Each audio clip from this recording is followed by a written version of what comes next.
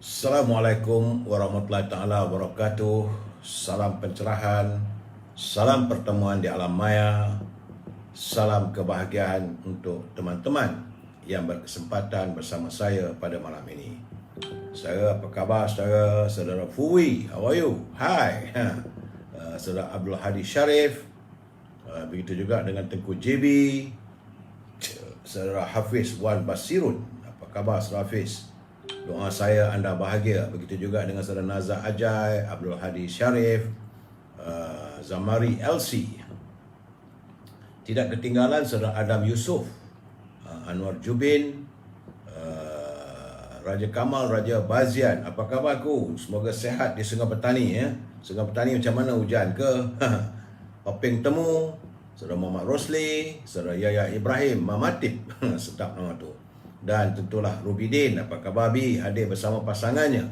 Dan saya sentiasa mendoakan Ruby Din berbahagia bersama pasangannya ya.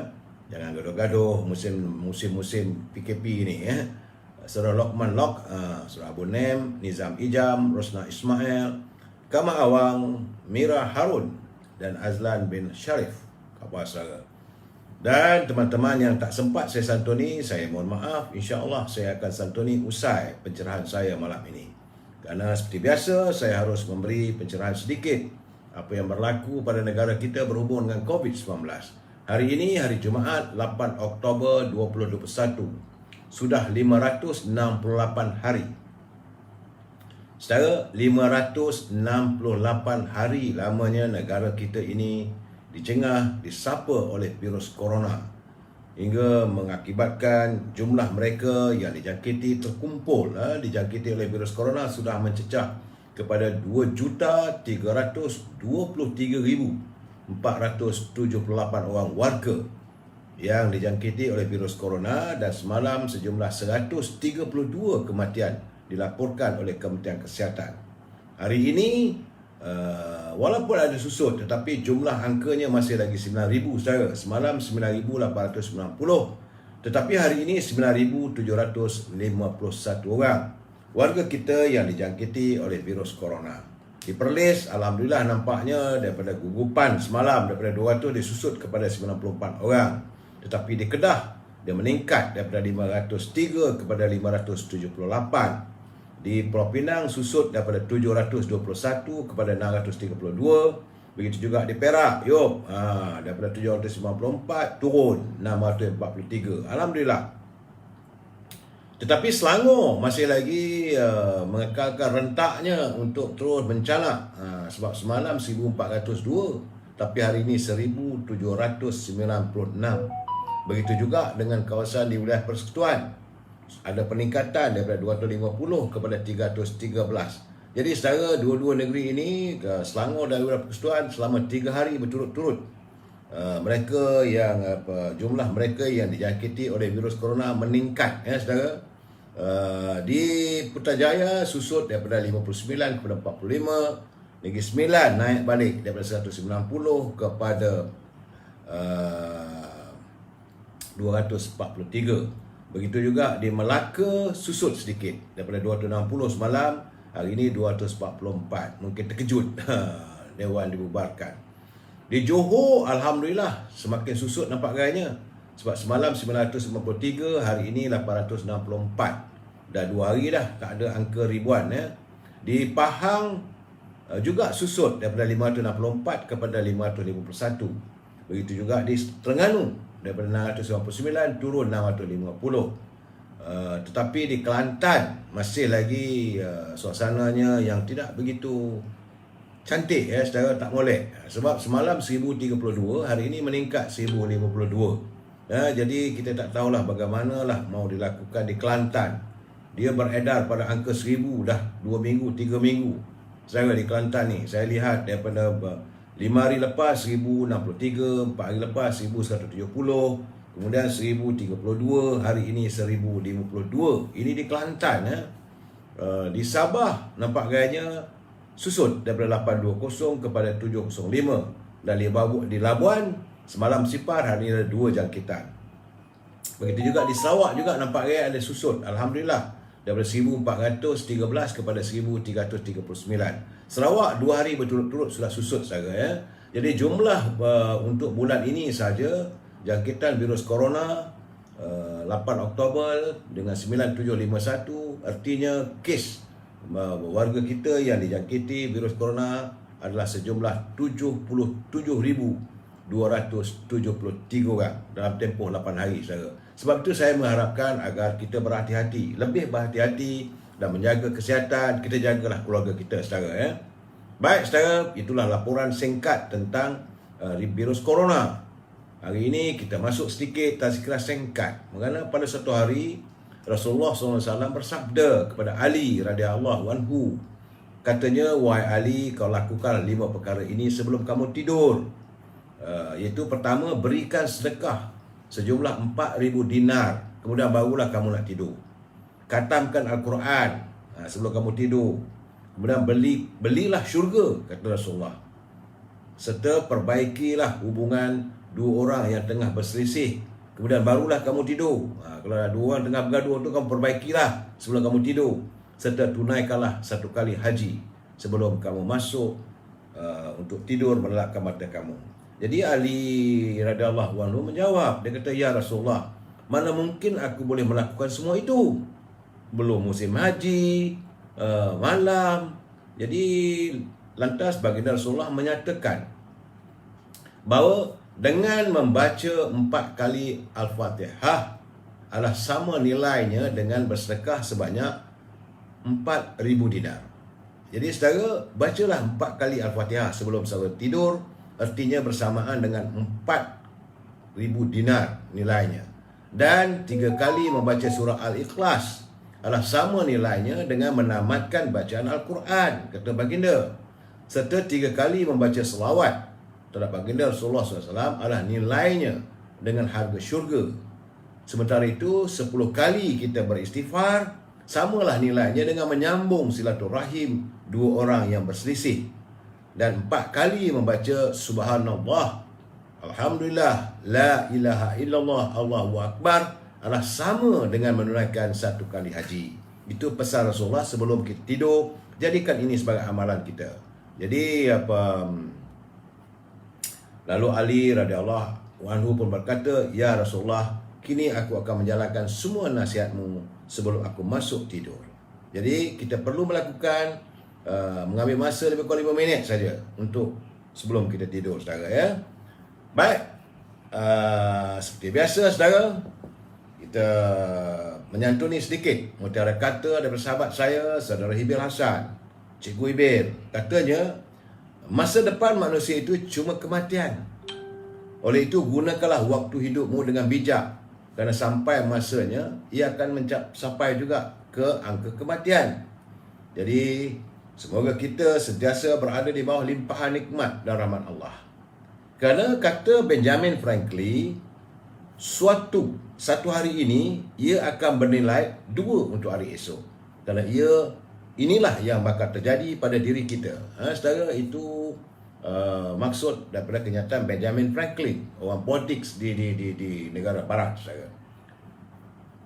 Baik saudara, saya mohon maaf, saya mohon keizinan untuk mengambil masa dalam 2-3 minit dalam bab e-commerce. Jangan marah saudara, sebab kita mewawarkan produk sahabat kita ya saudara. Jadi kalau saudara ada produk, sila hubungi Azhar di talian 011-330-41241. Kalau berhubung dengan Azhar, jangan lupa rendang tuk dan bahulu perdal. Itu adalah produk penghasilan ibunya. Hubungi Azhar 011-330-41241. Ataupun boleh berhubung dengan Cik Siti Farehah, itu menantu saya. Siti Farehah di talian 017-711-4300. Jadi saudara boleh menghubungi Siti Farehah, dan bila menghubungi Siti Farehah jangan lupa dendeng manis Siti Farehah. Sedap untuk dimakan dengan nasi dan sebagainya, dan tahan lama ya. Berhubunglah dengan Siti Farehah.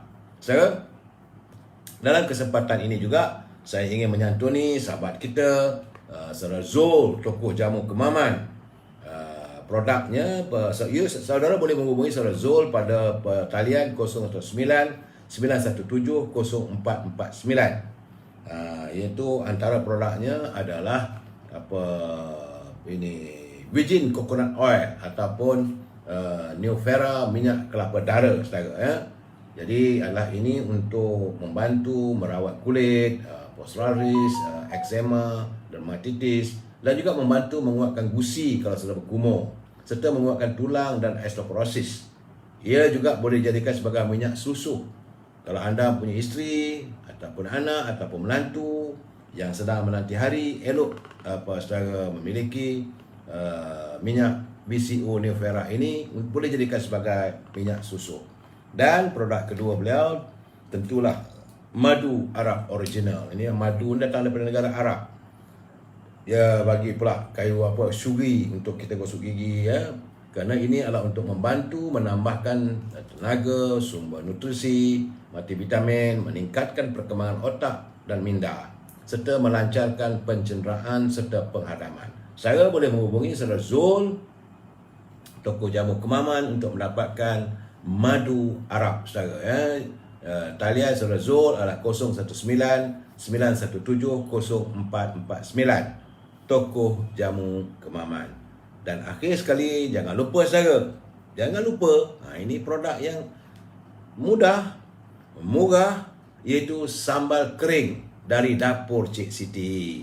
Sambal kering dari dapur Cik Siti ini boleh dinikmati bersama, kalau kita makan goreng telur pun cukup, menambahkan selera. Sur memang sedap, saudara. Saudara boleh berhubung dengan Saudara Muhammad Niza, iaitu pemasaran sambal kering dari dapur Cik Siti kita ini. Talian 019-482-4504, 019-482-4504. Bersamalah kita saling bantu-membantu. Saya cuma membantu memberi pencerahan, tiada lebih daripada itu, dan mengharapkan anda semua mencapai kejayaan. Terima kasih saudara ya. Begitu juga Saudara Bandi, apa khabar? Salam dari nak maklum, kita sibuk tengok barang naik, dia sibuk dengan harga alat swab test. Itulah saudara, saudara, barang di pasaran naik, bukan sikit-sikit saudara. Semalam saya dah menjerit. Apa khabar Saudara Syarif? Dan seperti biasa, salam impian moratorium dan RM10,000 pengeluaran daripada kumpulan wang simpanan pekerja. Hari ini hari Jumaat, hari terakhir, pejabat dibuka, dan kita tunggulah pula hari Isnin akan datang. Mudah-mudahan ada sinar untuk teman-teman, dan kita tidak boleh berhenti. Kita akan terus menuntut agar kita dapat minta supaya kumpulan wang simpanan pekerja boleh mengeluarkan daripada air sinar sejumlah RM10,000 secara one off. Kita tak mau bagi sikit. Jadi kalau sikit tu jadi macam kain lah saudara. Kain pelekat kita pakai yang singkat, tutup pusat nampak lutut, tutup lutut nampak pusat. Baik saudara, jangan lupa kalau negara berbelanja tanpa had, maka negara kita akan menjadi muflis. Tajuk perbincangan kita malam ini saudara, biarlah kita relax sikit. Itu nampak pelik tapi benar. Saya nampak pelik tapi benar. Ya, sebelum tu elok kita santuni pantun Pak Nazil. Dua rangkap pantun Pak Nazil cukup berarti. Kata Pak Nazil, panasnya mentari tidak terkata, badan berasa basah sekeliling. Pak Menteri bertimbun harta, rakyat biasa mengira shilling. Begitu saudara.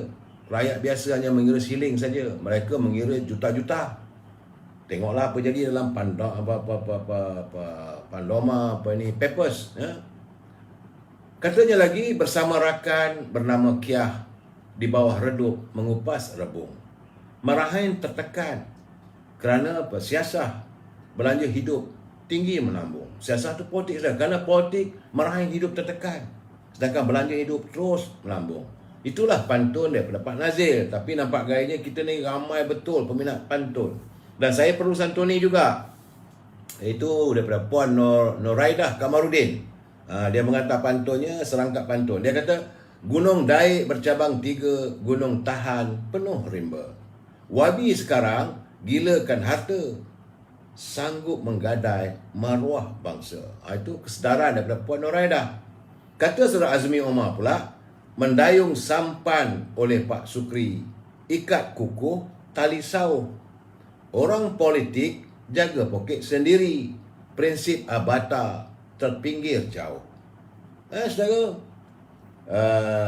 dan saya dapat 2 pantun daripada sahabat saya, Saudara Norman. Ini orang daripada Kapar. Dia kata, dondang sayang irama Melaka berbalas pantun tradisi Melayu lama. Pergi jahanamlah pada mereka, sekali terkena sampai bila-bila pun tak akan lupa. Marah betul beliau. Beliau marah kepada mereka yang apa yang berlaku di Melaka lah tu. Kemudian kata sebab pantun ni pembayangnya menyentuh tentang bandar atau pepekan di Melaka.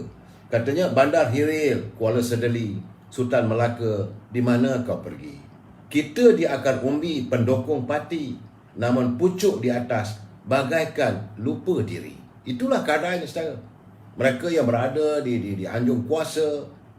Tak lupa juga tentang Saudara Jamil. Saudara Jamil dia kata, kalau mengail ikan siakap, jangan dipancing ikan haruan. Harimau ganas lagi ku tangkap, ini kan pula kucing peliharaan. Ini dia geram ni. Sebab dia nak mengajar mereka-mereka yang berada di Melaka tu. Itulah keadaan, saudara. Jadi, usai pantun daripada Pak Nazir, daripada Saudara Jamil, daripada Saudara Norman, Saudara Azmi, Puan Noraidah, terima kasih saya ucapkan. Nampak-nampak gayanya Pak Nazir. Minat betul teman-teman kita berpantun. Memang pantun inilah kita meluahkan perasaan kita. Sebab itu saya menyantuni pantun-pantun anda, sebab saya tahu inilah hati nurani yang ada dalam jiwa anda. Baik, saudara, tidak lupa saya tentang bicara tentang gedung ilmu kita. Ini kutipan daripada buku yang berjudul Pemimpin dan Ungkapan Melayu. Ini kiriman daripada sahabat saya, Tan Sri Johan. Buku terbitan daripada Dewan Bahasa ini pada tahun 2000 sebenarnya elok dijadikan bahan ataupun menjadikan panduan kepada pemimpin. Kerana kata buku pemimpin dalam ungkapan Melayu ini, seorang pemimpin wajiblah memiliki pakaian yang merupakan pakaian batin yang lazim disebut sebagai sifat atau peribadi terpuji dalam dirinya. Ia sangat indah dan wajar dikekalkan pada diri setiap pemimpin. Kata bicara orang-orang dulu, pemimpin itu tegaknya pada yang hak, duduknya pada yang elok, berbekal pada yang halal, berpetua pada yang berfaedah, berwasiat pada yang bermanfaat. Kata bicara orang-orang dahulu kala, pemimpin itu bercakap pada yang beradab, berkata pada yang bermakna, memakai pada yang sesuai, makan pada yang sepadan. Itulah bicara. Kita sambung lagi malam besok, bicara orang lama-lama tentang pemimpin. Okey, saudara, sebelum saya memberi pencerahan, saya memberi peringatan kepada mereka yang menyunting. Sebab semalam memang banyak. Saya tengok ada 5-6 live saya itu disunting, dimasukkan ke dalam YouTube dan beberapa channel yang lain. Macam-macam, ada tajuk lagi. Ada yang kata saya pelasah, ada yang kata saya balun, macam-macam lah. Mereka bagi tajuk pula. Sebab itu saya katakan, mereka yang menyunting semula live saya ini dan dimasukkan ke channel YouTube, itu adalah tanggungjawab anda. Saya tidak bertanggungjawab langsung atas sebarang suntingan ataupun sebarang culipan daripada live saya ini yang saya sudah masukkan dalam YouTube ke, sudah masukkan dalam Instagram dan sebagainya. Anda bertanggungjawab atas barang reaksi, sama ada daripada penonton, sama ada daripada mereka yang menghantar kiriman dan sebagainya. Kerana saya tidak mampu untuk menyantuni semua. Jadi saya harap anda bertanggungjawab. Kalau nak pakai semua pendek-pendek ni, pening juga saya tengok. Ada kawan telefon saya, Datuk belasah. Saya kata saya menggambarkan keadaan, bukan saya belasah. Saya bukan belasah orang. Kita bukan kuat mana pun, umur pun dah tua. Ruangan ini adalah ruangan pencerahan politik. Saya dah katakan berkali-kali. Dan prinsip kita mesti bersetuju untuk tidak bersetuju. Jadi bukanlah saya kata cakap saya itu benar belaka. Saudara, saya tidak niat untuk merendahkan martabat orang. Tak baik begitu. Sebab itu saya memberi pencerahan apa yang berlaku semalam. Itu saja, saudara. Dan prinsip kita mesti bersetuju untuk tidak bersetuju. We must agree to disagree. Dan saya mengharapkan agar disantuni dengan bicara-bicara yang semolek mungkin. Kita adalah warga cinta damai yang menyantuni harmonis bangsa, saudara. Jadi saya harap saudara pencerahan yang saya berikan. Sebenarnya saya letih malam ni so memikirkan apa yang berlaku. Sebab saudara, bila kita lihat sekarang ni memang nampak pelik, tapi itulah keadaannya. Menteri Kesihatan Khadijah Mauddin, okey, dulu sibuk dengan masalah vaksin, sekarang sibuk pula dengan ubat. Tapi tak kita ketahui nilai harga ubat tu nak dapat macam mana, jenis ubat macam mana, siapa produknya. Kan kepelik tu saudara. Jadi dia pula membuat kenyataan lagi, dia kata untuk rentas negeri tidak ada SOP baru. Jadi saya fikir pula, macam mana hari ni kita sembahyang Jumaat pun, saya hari ni nak pergi sembahyang Jumaat pun tertahan. Apakah masjid sudah tak ada SOP dah? Jadi sila baca laporan daripada Harian Metro. Bagaimana dia kata tak ada lagi dah SOP baru apa semua. Jadi bebas. Jadi kenalah bagi tahu pada rakyat sejauh mana kebebasan ini telah pun dimuktamadkan. Ini tidak. Sebab itu saya kata memang peliklah menteri ini. Tapi itulah kebenarannya. Saudara, Alan Chua Ismi juga penyokong Tega. Nah, saya begini, saudara, siapa sahaja boleh memberi pandangan dan pendapat. Jadi kita harus menyantuni mereka, saudara. Kemudian, macam mana tak pelik? Adik Perdana Menteri datang daripada parti UMNO. Adik dia sendiri. Dan dia pula tubuh parti atas nama Kuasa Rakyat PKR. Itu Parti Kuasa Rakyat atau PKR. Kononnya untuk menyambung wadah perjuangan almarhum Tun Razak yang ada ideologi sosialis. Jadi apakah parti yang disantuni oleh adiknya itu tidak meneruskan wadah perjuangan almarhum Tun Razak? Satu persoalan, saudara. Kerana laporan Premier Today menyatakan bahawa Datuk Saudara Kamal Zaman Yaakob telah pun mengadakan pertemuan dengan beberapa ahli politik dan badan-badan bukan kerajaan yang bakal melancarkan perasmian partinya pada 10 Oktober nanti. Hari ini 8 bulan, 2 hari lagi, saudara. Kerana dia merasakan perlu untuk mengembalikan falsafah politik Perdana Menteri Malaysia kedua, Tun Abdul Razak, iaitu demokrasi sosial. Kerana katanya UMNO hari ini bergerak terlampau kanan. Mana terlampau baik dah kot. Dan ada keperluan untuk membuat jajaran semula arus politik agar lebih mengutamakan rakyat dengan idea berpaksikan demokrasi sosial. Jadi persoalan saya, apakah beliau melihat adiknya tidak mengutamakan rakyat? Apakah adiknya, Datuk Seri Ismail Sabri sebagai Perdana Menteri, tidak lagi mempunyai idea yang berpaksikan kepada demokrasi sosial? Sebab itu saya kata pelik. Pelik lah. Dah adik kamu jadi Perdana Menteri, kamu tubuh satu parti baru. Dan ini bagi saya macamlah juga satu ketika dulu kita ada Tan Sri Syaril Samad, Menteri. Waktu itu beliau jadi Menteri Belah Persekutuan. Adiknya Saudara Khalid Samad masa itu dalam PAS dan hari ini beradalah amanah. Tan Sri Syaril masih lagi jadi ahli Majlis Tinggi UMNO. Jadi rasa pelik, tapi itu benar, saudara. Dalam sebuah keluarga pun berantakan dan masing-masing mempunyai ideologinya. Itu yang saya harus memberi penjelasan, pencerahan pada saudara bahawa dalam politik ini tidak ada satu ketentuan yang tuntas. Saudara J44, saudara Alias. Hari ini juga saya tengok terbaca, saya pun heran. Apa maksud naik Presiden UMNO, Datuk Seri Muhammad Khalid, Mahathir Khalid, bila dia kata bahawa UMNO didesak untuk membincangkan hala tuju parti. Ni naik presiden bercakap ni, saudara. Orang nombor 3 dalam hierarki kepimpinan. Saya pun tak faham. Katanya semua perkara ini perlu dibawa kepada parti untuk dibincangkan. Apa bendanya? Apakah dengan keputusan kita untuk tidak bekerjasama, kita dah cakap no Anwar, no PBM, no DAP. Apakah mau dirungkai balik? Apakah mau keabsahan itu dijadikan dengan logikanya bawa balik ke Majlis Tinggi? Saya tak faham. Saya nampak memanglah kenyataan tu konon-konon macam murni lah. Datuk Mahathir Khalid ni, dulu saya agak menghormati pemikiran beliau, tapi sejak akhir-akhir ni saya nampak sejak dilantik sebagai menteri, masa dia jadi pengurusi Tenaga Nasional tu boleh tahan sikit. Selepas dia kalah di Kedah.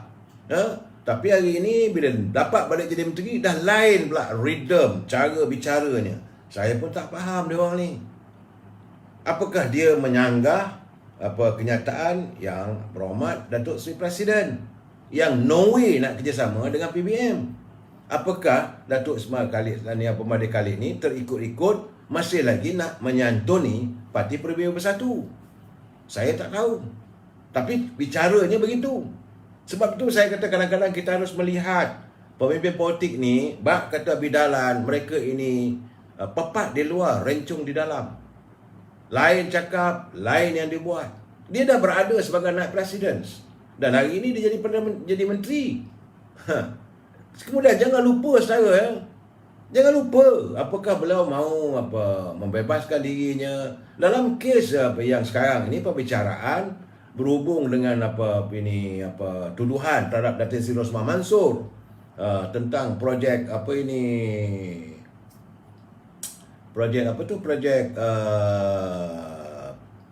yang berjuta lah saudara.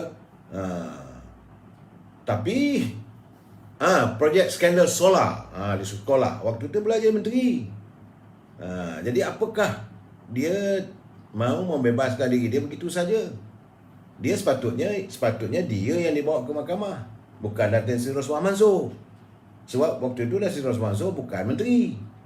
Menteri yang meluluskan apa semua tu dia.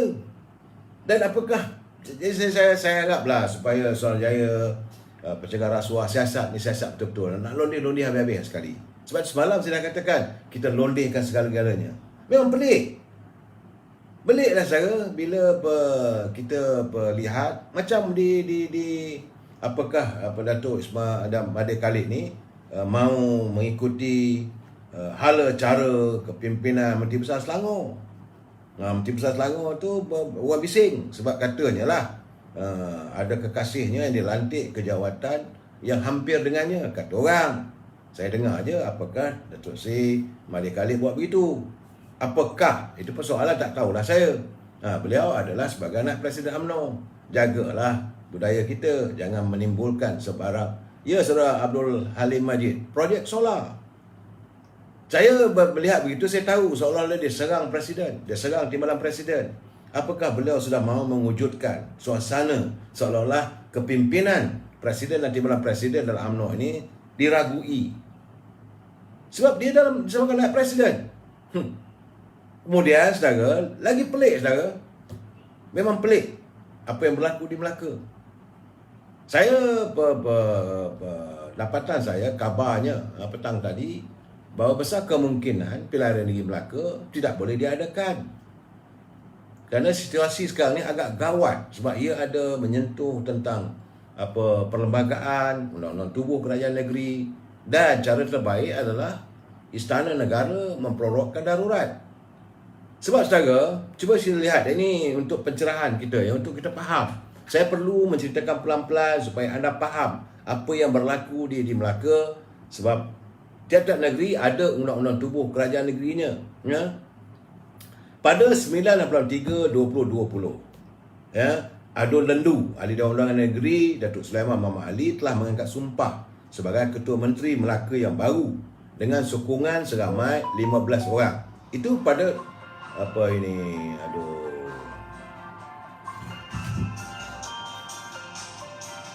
saya minta maaf, saya tengah live.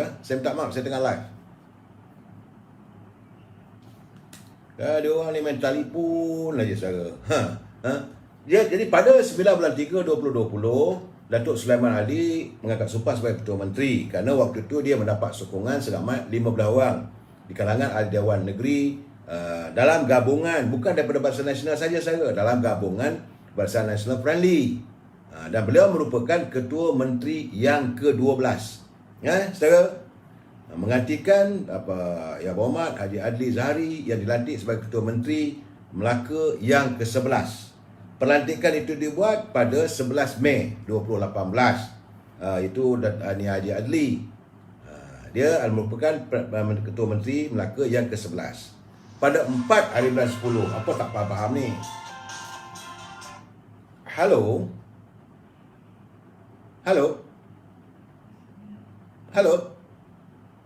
Hello, I'm saving live now. Okay? Saya minta maaf. Malah saya ganggu kita ni. Jadi pada 4 hari bulan 10 2021 yang baru lalu, 14 Oktober ya, 4 orang. Pada 4 hari bulan, 4 orang adun. Itu bekas Ketua Menteri Datuk Seri Idris Harun, itu ahli Dewan Undangan Negeri daripada Parti Barisan Nasional, Wakil Sungai Udang, Datuk Nur Azman Hassan juga daripada UMNO Barisan Nasional, wakil daripada DUN Pantai Kundo, Datuk Nur Rizan Hassan Bakti, dia ni dulu daripada PDP, bebas daripada Pengkalan Batu, dan Datuk Nur Effendi Ahmad daripada Parti Bersatu telah mengumumkan hilang kepercayaan terhadap kepimpinan Ketua Menteri Datuk Seri Sulaiman. Pak Wang, saya, jadi susulan dari pengumuman itu, maka menjadikan kedudukan dalam Dewan Undangan Negeri di Melaka iaitu Barisan Nasional dan friendly-nya adalah 11 orang saja tinggal. Sementara itu, Pakatan Harapan, DAP, Keadilan, Amanah ada 13. 11 UMNO Barisan Nasional, 13 adun-adun daripada Pakatan Harapan, dan 4 adun lagi bebas. Ini fakta kesnya supaya saudara faham ya. Sebab mereka tidak mengatakan mereka menyokong Pakatan Harapan. Tak ada pula SD dan sebagainya. Dan dari laporan media pada keesokan harinya pada 15 bulan 10, yang dipetua ataupun speaker DUN Melaka Datuk Seri Abdul Rauf Yusof telah memaklumkan, dia maklumkan pula bahawa yang di-Pertua Negeri Tun Muhammad Ali Muhammad Rostam telah bersetuju membubarkan Dewan Undangan Negeri. Ya, saya dengar baik ya. Jadi kalau kita lihat daripada perlembagaan Undang-Undang Tubuh Kerajaan Negeri Melaka di bawah perkara 7/2A, ia menyatakan bahawa Majlis Mesyuarat Kerajaan hendaklah dilantik seperti berikut. Bahagian A-nya, yang di-Pertua Negeri hendaklah terlebih dahulu melantik sebagai seorang ketua menteri untuk mengetuai Majlis Mesyuarat Kerajaan seorang dari kalangan ahli Dewan Undangan Negeri yang pada pendapatnya akan mendapat kepercayaan sebilangan besar ahli Dewan Undangan Negeri Melaka. Itu kenyataan daripada Undang-Undang Tubuh Kerajaan Perlembagaan Negeri Melaka. Dalam perkara 7 dalam kurungan 4 Perlembagaan Negeri Melaka, dia menyebut jika Ketua Menteri tidak lagi mendapat kepercayaan sebilangan besar ahli Dewan Undangan Negeri, maka Ketua Menteri hendaklah meletak jawatan sebagai jawatan Majlis Mesyuarat. Jadi ertinya dengan esko pun kena letak jawatan. Melainkan jika atas permintaan juga yang di-Pertua Negeri membubarkan Dewan Undangan Negeri. Oleh itu, apa yang berlaku di Melaka adalah jelas bahawa Ketua Menteri yang ke-12 telah mengalami hilang kepercayaan sebilangan besar ahli DUN. Kerana dia cuma ada 11 orang dari 28 ahli Dewan Undangan Negeri yang menyokongnya. Ya, sementara 17 orang lagi tidak menyokong dia. Jadi berdasarkan perkara 7 dalam kurungan 4 Perlembagaan Negeri Melaka, jadi Ketua Menteri yang ke-12 itu hendaklah meletakkan jawatan atau sekiranya beliau meminta Dewan Undangan Negeri dibubarkan, maka TYT bolehlah membubarkan Dewan Undangan Negeri. Jadi persoalannya, apakah Ketua Menteri Datuk Sulaiman Ali ini telah meletak jawatan? Sebab tidak ada pengumuman bahawa beliau meletak jawatan. Atau adakah beliau telah memohon kepada Tuan Yang Terutama Governor untuk membubarkan Dewan Undangan Negeri Melaka? Kerana setakat yang dapat kita laporan oleh media, tiada sebarang kenyataan bertulis dari Istana Melaka. Yang ada hanyalah Speaker Dewan Undangan Negeri Melaka iaitu Datuk Seri Abdul Rauf Yusof memaklumkan bahawa yang di-Pertua Negeri Melaka Tun Muhammad Ali Rostam bersetuju membubarkan Dewan Undangan Negeri sebagaimana dilaporkan oleh media. Jadi seharusnya saudara mesti ada kenyataan bertulis, sama ada daripada pejabat TYT ataupun pejabat Ketua Menteri sendiri.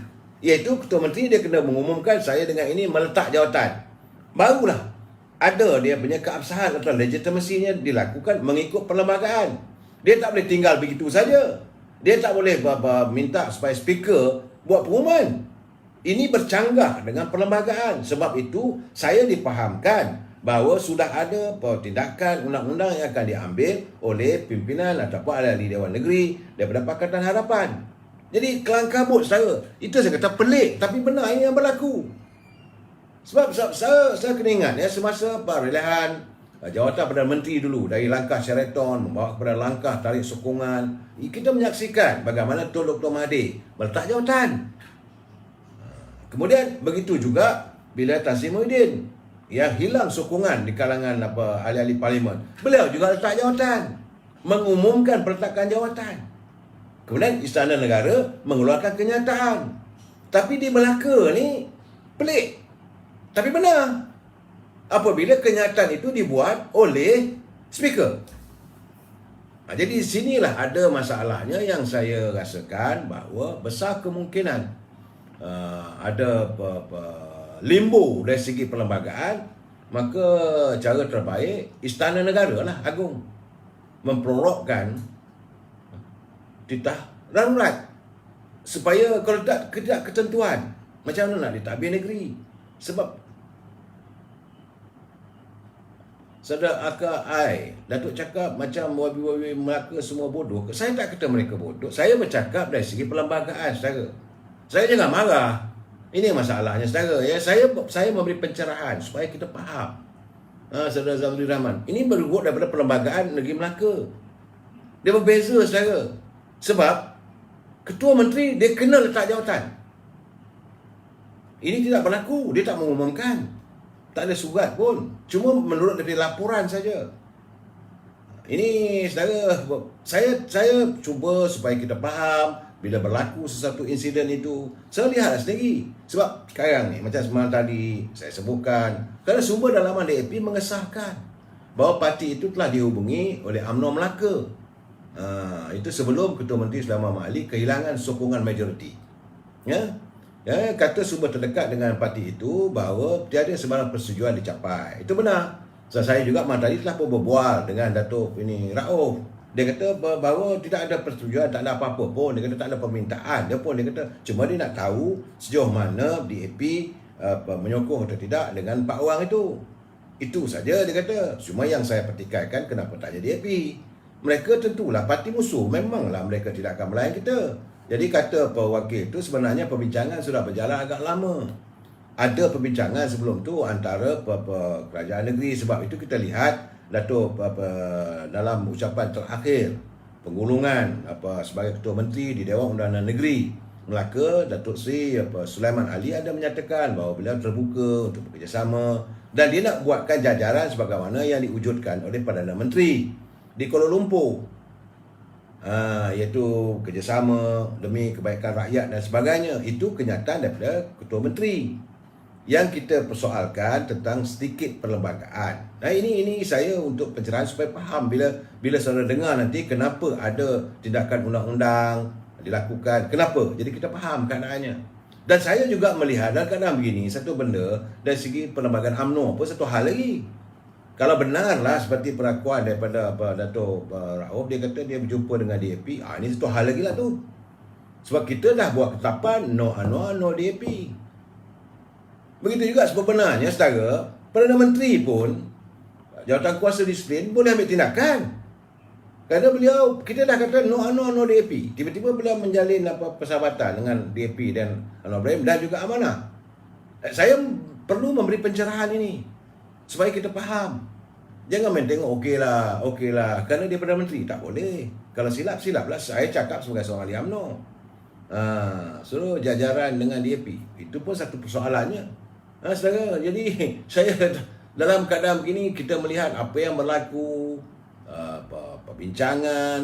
Sebab kenyataan daripada setiausaha DAP, Damian Zhou Racing, dia kata memang ada, tetapi dia tidak menceritakan butirannya. Itu keadaan, saudara. Jadi nampak pelik lah, saudara. Nampak pelik. Itu keadaannya. Kemudian mantan Ketua Menteri ni pula, Iri Harun, Dia tiba-tiba sekarang ni dia kata payah-payah dia kata bagi sajalah Pakatan Harapan ambil alih untuk pemerintahan Kerajaan Negeri Melaka. Pula dah. Sebab masa kamu jadi ketua menteri dulu, kamu minta warga UMNO, jangan sesekali kita surrender. We fight. Kita warga UMNO, ahli akar umbi mesti perkukuhkan pendirian. Dan kita rela berkorban apa saja. We will fight to the end. Tapi tiba-tiba dia buat kenyataan, dia kata dalam keadaan sekarang ni bagi sajalah Pakatan Harapan ambil alih. Ini bukan pelik tau, ini hampir punya kenyataan. Saya jadi tengok kenyataan itu, astagfirullahalazim. Ada lagi tak selesai lagi rupanya. Lep saudara Saidin FX, akhir sekali rakyat negeri sengsara bila keadaan politik kucak-kacir. Ini yang saya perlu beri pencerahan. Puncanya mereka di atas tu. Sebab itulah kadang-kadang saya senyum juga. Saya tengok yang seronok, saya relax sikit saya suka ni kiriman daripada saudara Herman Tino, sahabat saya, penyanyi Herman Tino. Mengapa dipikirkan? Dia kata dia hantar kiriman tu, saya senyum. Dia kata aku Jawa, dalam dia cakap dalam logat Jawa, aku Jawa, tapi aku Melayu. Tapi kalau Melayu tak mau bersatu, aku masuk Jawa baliklah, katanya. Di mana dia geram lah. Seorang penyanyi, seorang artis pun ada kesedaran. Saya senyum. Dia kata betul lah, betul-betul wow lah kenyataan saudara Mantino. Saudara Masrun, you are the best lah. Saya panggil dia Masrun sebab saya kenal dia lama dulu, saya sebelum dia penyanyi. Secara tambah-tambah lagi, memanglah kalau ikut dalam apa catatan bangsa kita ni, Melaka pernah ditumbangkan oleh Alfonso de Albuquerque. Kerajaan Melayu Islam Melaka kemudian jatuh pada tangan Belanda, jatuh pula kepada Inggeris, East India Timur, jatuh pada Jepun, jatuh pada komunis 14 hari, jatuh pada British Administrative Army, dan bila dah merdeka, dah berjaya sendiri, jatuh pula di tangan orang Melayu. Melayu pula jatuhkan Melayu. Tak pelik saudara. Inilah yang sedang kita alami. Jadi yang seronoknya saya tu, dia kata ini kenyataan daripada Nur Hizam Bakti. Dia bersungut, dia kata bahawa kenderaan yang dimilikinya telah diminta untuk diserahkan balik, dan dia punya pejabat dan sebagainya diminta supaya dikosongkan. Memanglah kamu dah letak jawatan, kamu dah tarik sokongan, kamu tidak lagi menjadi esko, maka semua kenderaan resmi kerajaan kena pulangkan balik. Takkanlah itu pun tak boleh fikir. Dan kemudian dia kata bahawa Datuk Seri Anwar Ibrahim mengucapkan syabas, tahniah kepada mereka yang 4 orang kerana tidak menyokong kepimpinan Datuk Seri Sulaiman. Ini pun satu hal lagi. Bila berjumpa dengan Datuk Seri Anwar Ibrahim, tentulah dia kata syabaslah you all berani, kerana dia bukan daripada UMNO. Saya pun tak fahamlah dia orang ni bercakap politik, main sakap saja. Sebenarnya bila kamu berada dalam masalah, sepatutnya datang ke ibu pejabat di Kuala Lumpur, berjumpa dengan presiden, berjumpa dengan majlis tinggi. Kalau betul-betul nak menyelamatkan keadaan, kalau betul-betul nak memperbaiki segala kepincangan yang berlaku, kalau betul ada tuduhan, dan sekarang ni dah terbongkar.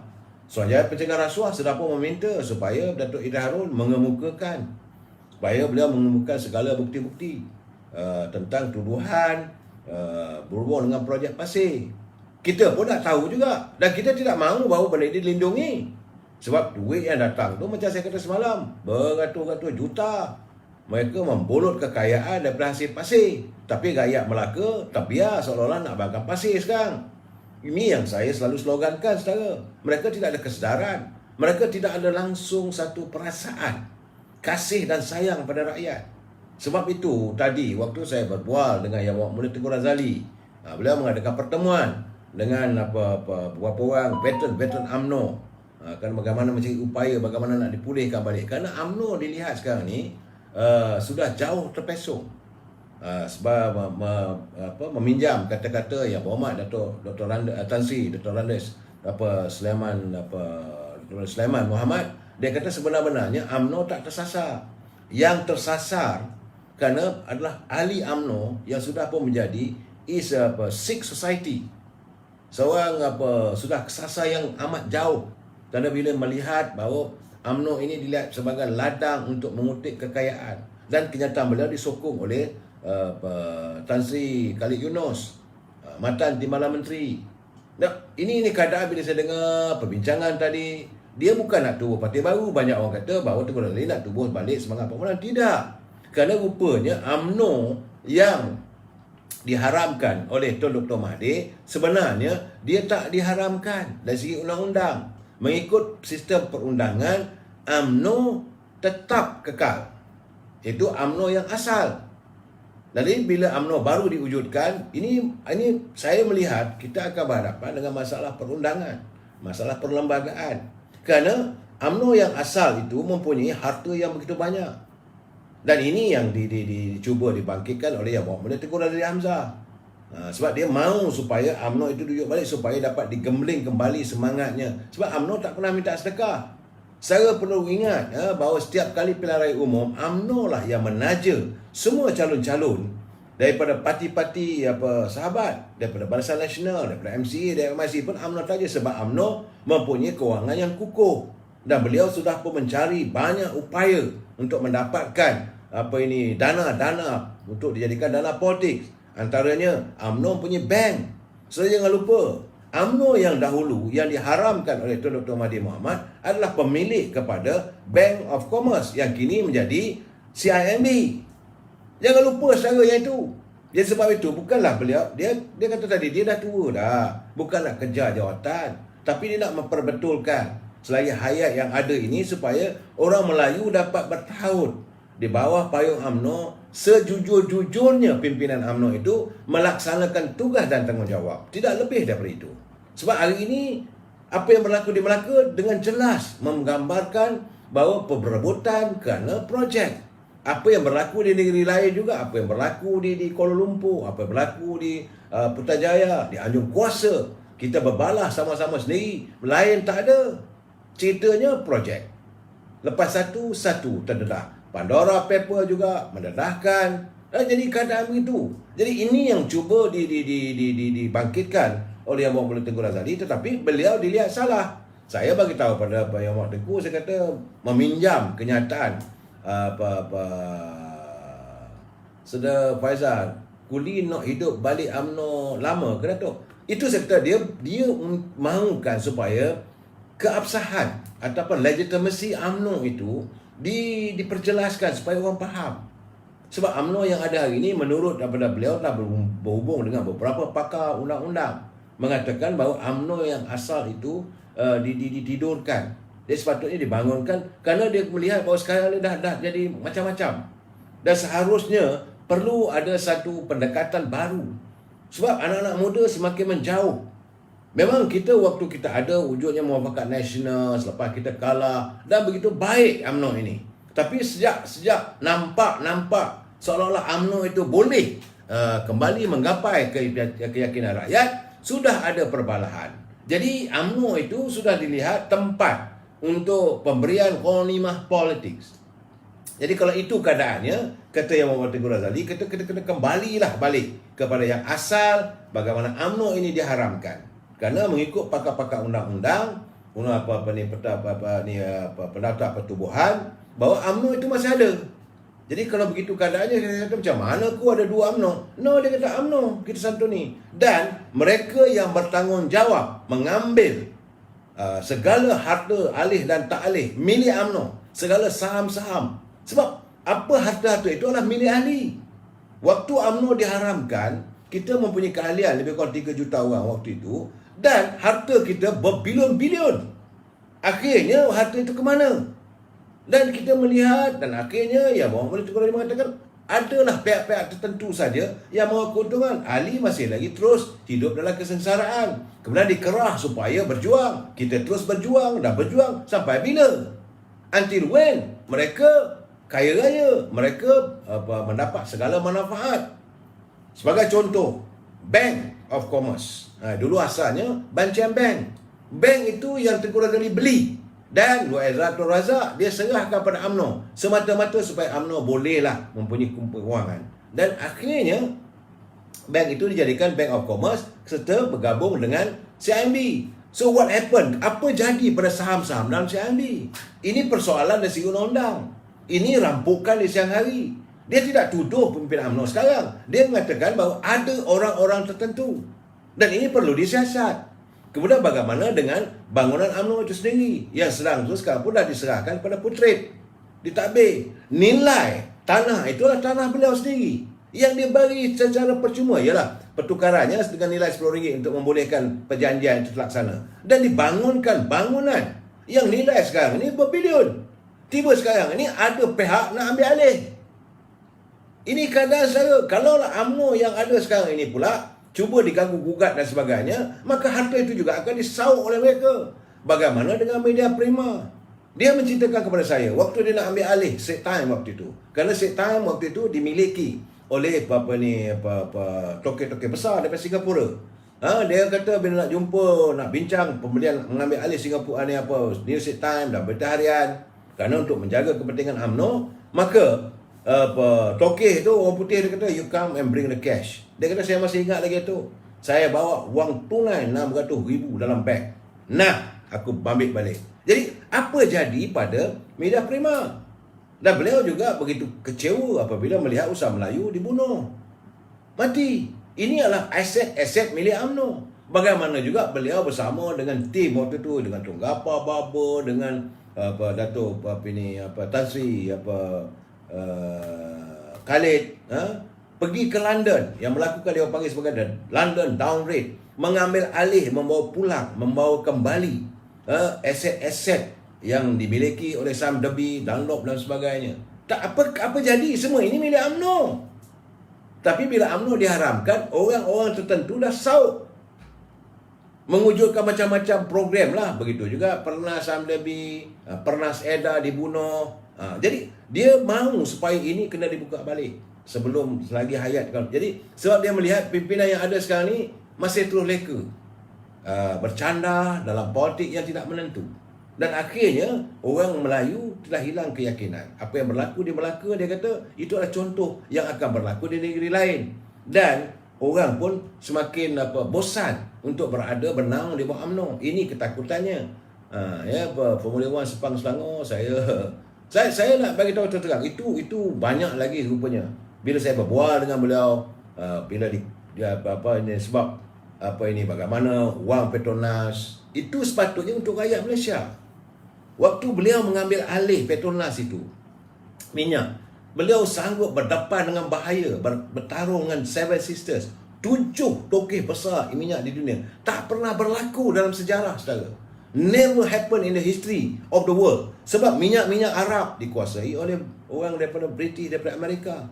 Walaupun Arab itu besar. Begitu juga macam di Brunei minyak, tapi masih milik Shell, berkongsian dengan Shell. Di Indonesia ada Pertamina, tapi bukan 100% milik Indonesia atau Pertamina, tapi berkongsi dengan Shell. Berbeza dengan Petronas. Petronas ini adalah merupakan entiti singular, seorang-seorang diri. Petronas wujud setelah beliau mengambil alih. Walaupun ada perjanjian antara penegak kita dengan Shell, selagi ada bulan dan bintang, minyak ini milik Shell, maka dalam kecerdikan beliau berpencak, maka mengambil alih semua minyak ini dirujukkan di bawah Akta Petronas. Dan apa jadi pada Petronas? Jadi beliau melihat bahawa Petronas ini sudah dijadikan sebagai angsa yang menghasilkan telur emas, tapi sedang disemelih, sedang diperah. Ini keadaannya. Sebab itu dia kata, we have to make sure that UMNO mesti ada say. UMNO, kalau tak nanti Putrajaya dikuasai oleh orang lain. Apa nak jadi nanti? So peroleh no DAP bergegar, berdendam di posisi Masa Pau. Tapi realitinya DAP, BAP semua cari melak DAP, cari PKR. Ini yang dikatakan bahawa kita melihat bahawa sudah sampai masanya negara kita ini pemimpinnya cakap sebenar-benarnya. Kalau tidak nanti nampak pelik. Pelik tapi benar, saudara. Mau tak peliknya? Saudara.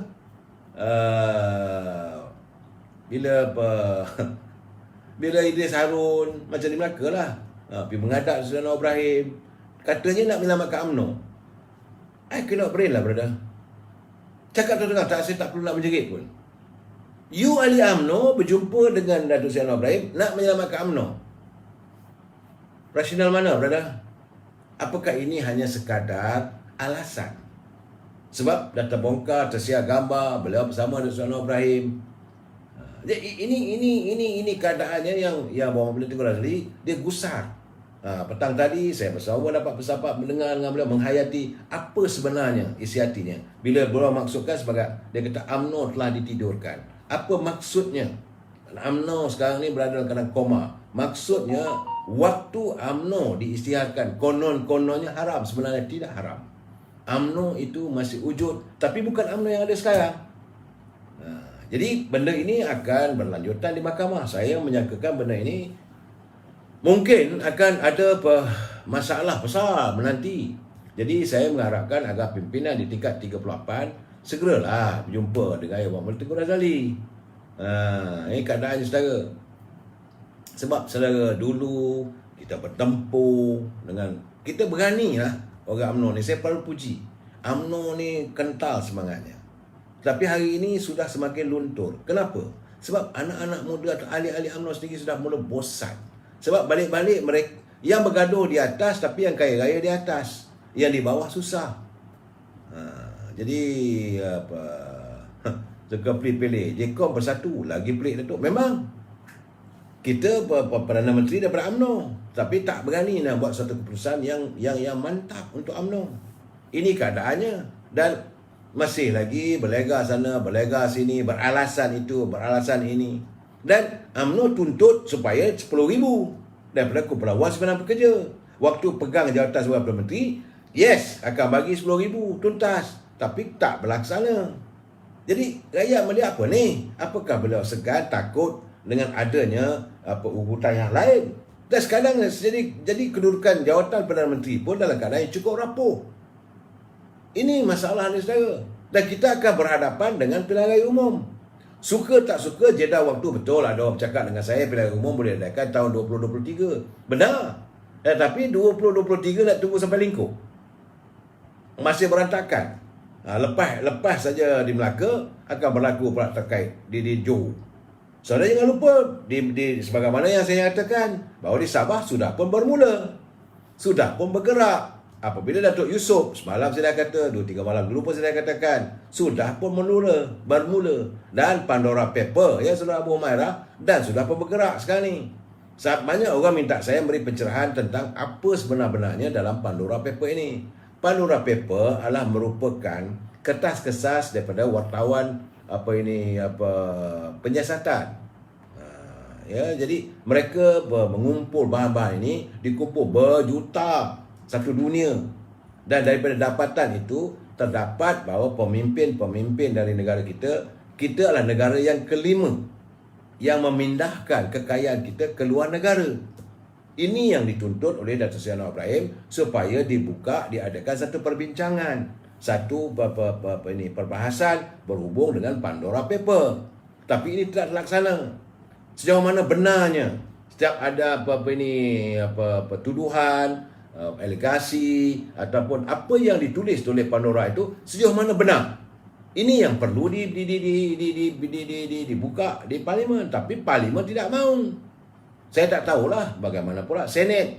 Mulai Isnin ni Dewan Negara sudah bersidang, sepatutnya Senate boleh bertanya tentang Pandora ini. Saya ada juga kawan-kawan saya yang bergelar senator, tapi apakah mereka berani untuk melontarkan kenyataan ini? Sebab saya melihat bahawa Pandora Paper ini penting, sebab di sinilah letaknya kita di kacamata pelabur.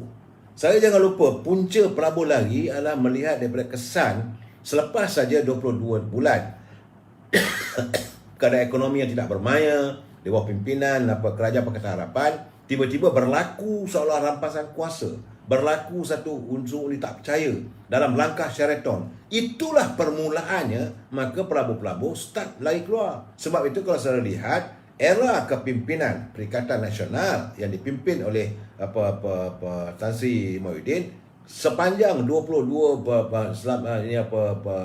bulan itu, disitulah masanya bahawa rakyat, pelabur-pelabur luar menarik keluar dia punya pelaburan dan mengakibatkan negara berada dalam keadaan ekonomi. Sudahlah kita masalah pandemik, tapi udah pelabur sendiri tak nak masuk, bertambah keluar. Usaha macam mana pun Azmin Hadi keluar negara takkan jadi. Sebab pelabur melihat bahawa tidak ketentuan. There is no political stability in Malaysia. Sebab itulah kita harus mencari jalan, mencari upaya, jangan ditambah lagi masalah. Tetapi bila tercetusnya apa berlaku di Melaka, tentulah ini membuatkan pelabur kata, no, I tell you, kalau mereka berjumpa dengan kawannya, I tell you, we shouldn't come to Malaysia at this moment. Sebab there is no certainty, uncertainty berlaku di Malaysia. Sesuatu yang tidak stabil, politik yang tidak stabil di Malaysia ini, kita tak tahu bila akhirnya. Sebab itu, cara terbaik adalah pilihan raya umum. Saya merasakan, saya minta kalau boleh, Datuk Ismail Sabri berlapang dada lah. Kalau kita membiarkan lepas satu negeri, benda ini bukanlah satu benda yang baik untuk dilihat oleh dunia. Di kaca mata dunia, walaupun sekadar Dewan Negeri. Macam mana kita kalau berlaku dekat Amerika, berlaku dekat Nevada ke, dekat Texas. Ini dilaporkan, kita dapat dengar. Apa berlaku dekat Thailand, dekat Patani ke, dekat Phuket ke. Dunia melihat. Kalau berlaku di Indonesia, apa berlaku di Borobudur ke, apa berlaku di Bandung ke, orang melihat. Tapi kita dapat merasakan di Indonesia keadaan politiknya tenang setenang bagai di air dalam kolam. Tenang, itu pelabur melihat. Walaupun kita yang berhampiran, kita tahu juga adalah bahawa gelodak yang berlaku, tetapi tidak dipertontonkan. Kita pertontonkan daripada langkah Sheraton, kemudian usul tidak kepercayaan pada Tan Sri Muhyiddin, dan sekarang Datuk Ismail Sabri, abang sendiri tubuh parti politik.